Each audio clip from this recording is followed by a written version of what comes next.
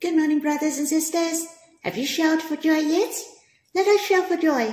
Let us look at the sky with your eyes of faith and think of the Lord in glory as our beloved. Do you know his desires for us? He's thinking of us.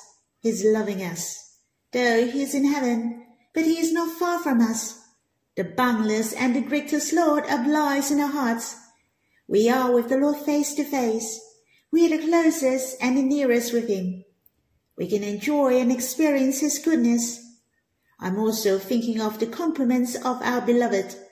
He gives a lot of compliments to the eye of his darling, and that is the eyes of faith. Our eyes can capture the heart of the Lord. On the other hand, he gives compliments to her mind. Your cheeks are like halves of the pomegranates behind your veil. There are many arrows in a pomegranate, many precious thoughts thinking of the Lord. The Lord is much appreciated, and behind your veil meant the Lord treasures we're thinking of him steadfastly. There's no other disturbance. He longs for us to offer our love and affection to him. It's so wonderful. Truly, our minds, affection, and motivation to him are the enjoyment of the Lord. It's so good that the Lord has saved us. Before we believed the Lord, we had a lot of imaginations, but our minds have a dwelling place, that is to come to the Lord. Brothers and sisters, I'd like to sing a hymn with you in God's Family Hymnal, the 5th, Song 8, the resting place of mind. May we think of the Lord always. Let our minds captivate the Lord's heart. He really enjoys our thoughts of him. Shall we sing this song? May I not think of you, to set you always before me. My heart settled and rejoice at you. My faith hath captured your heart. Let my eyes of doves behind your veil see you always live for me in heaven. Experience you lived in my heart. My love, my mind belong to you. May you own my heart daily, my mind, my feeling, and my will. May you be my bright vision, joyously rest in your love. I hope you have time to quiet yourself and respond to him, or you can sing another hymn to worship the Lord. Let's have some time to be with him face to face. So you can stop the recording and we'll read the Bible when you're done. May the Lord bless you. Brothers and sisters, we will read in Psalm 13. To the choirmaster, a psalm of David. How long, O Lord, will you forget me forever? How long will you hide your face from me? How long must I take counsel in my soul and have sorrow in my heart all the day? How long shall my enemy be exalted over me? Consider and answer me, O Lord my God. Light up my eyes, lest I sleep the sleep of death, lest my enemies say, I have prevailed over him, lest my foes rejoice because I am shaken. But I have trust in your steadfast love. My heart shall rejoice in your salvation. I will sing to the Lord, because he has dealt bountifully with me. What was the situation of David when he wrote this psalm? As you can see from the content of this psalm, it looked like David felt himself under siege. Thus, it was very familiar with the situation of Psalm 9 and 12. And David has asked, how long 4 times. It gave you the impression of how much he was suffering. And he mentioned his enemies and foes 3 times. Yet his enemy is single. Thus he had only one enemy, Most probably, it was Saul who was chasing him, or his rebellious son, Absalom. But he didn't ask God to destroy his enemy. There are only 6 verses in his psalm. It is very short, but the composition is fairly remarkable. We can divide it into 3 paragraphs. The first paragraph is verse 1 and 2. This paragraph is talking about his affliction, troubled, and the struggling in his mind. The second paragraph is verse 3 and 4. David has turned his churning mind into his earnest prayers. And verse 5 and 6 are the third paragraph. I can say it is the victory of David's spirit, the victory of his faith. And these 3 paragraphs speak of 3 aspects, and they are echoed with each other. The first section declared the sufferings of David. There are 3 aspects. Firstly, it was his spiritual state, his relationship with God. Do you remember David asked God in the beginning, "How long, O Lord, will you forget me forever? How long will you hide your face from me?" I guess David was in his afflictions. He might not mistrust God, but this torment didn't leave him. He had the impression that why God didn't help him at all, since God forgot him. As a result, he has this negative emotion. These feelings alienated him and God. Thus, this was the first torment of David. Secondly, it was the afflictions in David's mind. In verse 2 mentioned, "How long must I take counsel in my soul and have sorrow in my heart all the day?" Let us pay attention to take counsel. In fact, it has the meaning of struggling in Hebrews. The mind of David was disturbed, struggling, and sorrow. He was distracted and really distressed. Sometimes our minds are suffering even if the affliction has not yet come. Our hearts are not settled and irritated after pondering repeatedly. I believe you have experienced this before. And thirdly, David shared his suffering in the end of verse 2.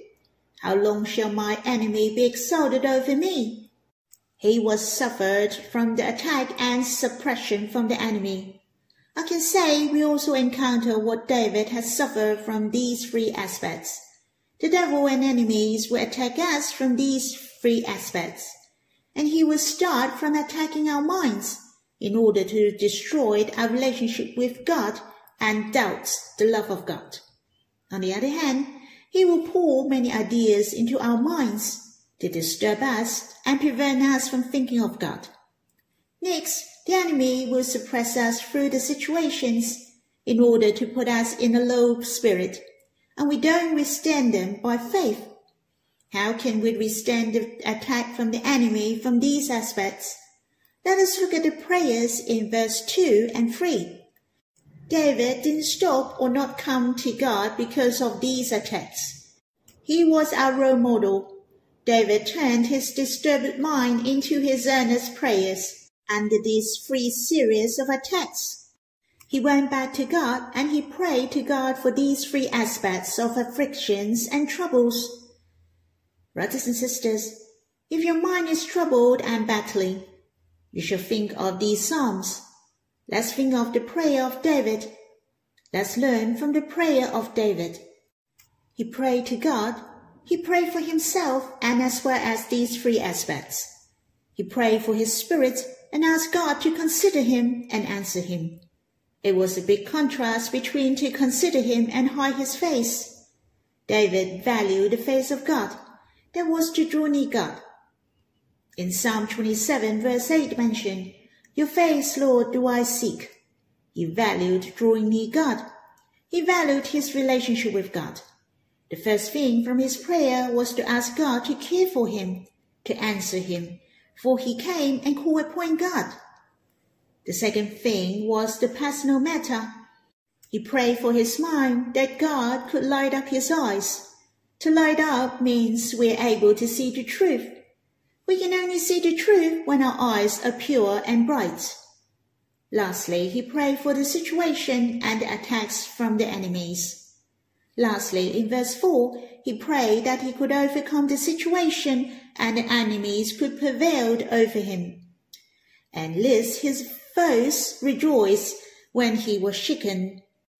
It meant he asked God to confirm his faith and not be shaken. The enemies could not prevail over him and be haughty. David prayed for himself in three aspects. They are his spirit, his mind, as well as his situation and enemy. For example, David had won the victory. In verse 5 and 6 sounds like David lifted his head and sang. He won, especially the word but. The first word in verse 5 was the turning point of David. But I have trust in your steadfast love. That's when his mind turned to God, to trust in God's steadfast love. Then his heart rejoiced. It also speaks of victory of David in three levels in verse 5 and 6, which is the victory in his spirits. In verse 1 mentioned, "How long will you hide your face from me?" Seemed God didn't love and care about David anymore. Yet David didn't back out. He kept on believing in his steadfast love. But why did David keep on trusting in the steadfast love of God? In the beginning of his psalm, he felt God had forgotten him and didn't care about him anymore. Brothers and sisters, don't be affected by these thoughts. The love of God shall not change, and we shall keep on trusting God in order to deal with these thoughts. This is the meaning of trusting the steadfast love of God. And secondly, David has gained a victory in his mind personally. As I have mentioned before, how long must I take counsel in my soul and have sorrow in my heart all day? But you see in verse 5, my heart shall rejoice in your salvation. He is overjoyed. Finally, he was out of misery, for he had thought of the salvation of God. It is a reminder for you and me, when our minds are facing the fierce attack, when we shall not think or analyze it any longer, we shall exercise our weapon of faith. We shall call out, "O Lord, save me." And then we shall think of the Lord and his salvation. Then we can rejoice in him. Our spirits are lifted. It seemed hopeless in verse 1 and 2.